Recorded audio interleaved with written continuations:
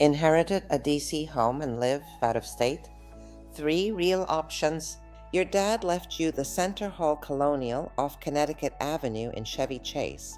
You live in Portland or Denver or Boston, somewhere very far from DC. The kitchen is original 1960s, there's water damage in the basement, and you have three real paths in front of you.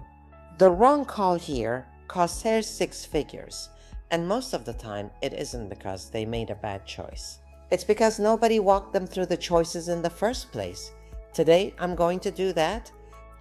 I'm going to walk you through exactly what your three options are when you inherit a home in DC, Bethesda, Chevy Chase, or anywhere across Northern Virginia. The legal step that determines how fast you can act on any of them, and how to know which path is actually yours. I'm Sherine Monir, a realtor with Compass Real Estate here in Washington. I'm licensed in DC, Maryland, and Virginia, and a meaningful portion of the homes I sell every year come from out-of-state heirs. Adult children whose parents bought a house in Spring Valley or Bethesda 40 years ago lived there until the end, and now the family is sitting on a multi-million-dollar asset that nobody actually lives in. Let me start with the tax piece, because everything downstream depends on it. And I want to flag right away that I'm a realtor, not a CPA. What I'm going to share here is general educational information, not tax advice. Please confirm your specific numbers with a qualified CPA or tax attorney before you make any decisions. That said, here's the principle you need to understand going in, because it reshapes the entire conversation. When you inherit a home, the IRS resets the cost basis to the fair market value on the date of death. That's called a step-up in basis, and it is the single biggest reason you should not be panicking about capital gains.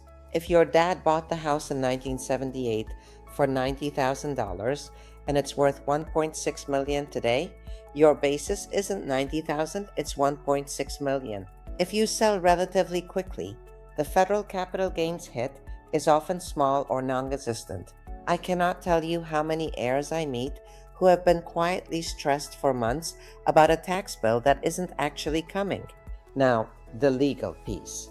And this is the one almost nobody warns you about up front. Before you can do anything with the house, sell it, rent it, hand the contractor a key, you have to have legal authority to act on it. How that happens depends entirely on whether your parent put the property in a trust. If the home was held in a properly funded revocable living trust, you're in a very different situation. The successor trustee can step in and put the home on the market relatively quickly. If the home was not in a trust, you're going to probate. In DC, that means filing through the probate division of the DC Superior Court, and that is a long process. The reason this matters so much is that out-of-state heirs almost always underestimate it. They assume they can list it next month. Often they cannot. The first call I make is to confirm what you're actually working with and to connect you with a DC probate attorney before we ever talk about staging or pricing. Once the legal path is clear, here are your three options. Option 1 is selling the house as is for cash. This is the path that wholesalers are pushing. The real version is fast and certain, but it costs you anywhere from 15 to 30% of fair market value. Option 1 is the right answer when the house has serious deferred maintenance, when there's family conflict or environmental issues. It is almost never the right answer for a house that's just dated. Dated is fixable. Dated is profitable. Option 2 is making smart, targeted repairs and listing on the open market. But here's what catches people off guard. You don't need a full renovation. You need a strategic one. In Upper Northwest DC and Bethesda, buyers are priced for move-in ready. A targeted $40,000 to $70,000 refresh typically returns 3 to 4 times its cost on a luxury home. I've watched a Chevy Chase house go from 1.4 to 1.65 inside of 6 weeks. If you're an out-of-state heir, the question is whether you have a team on the ground who can handle this. That's the part I handle for my clients. Option 3 is holding the house and renting it out. On paper, this looks attractive. In practice, This is the path where I see heirs get hurt the most.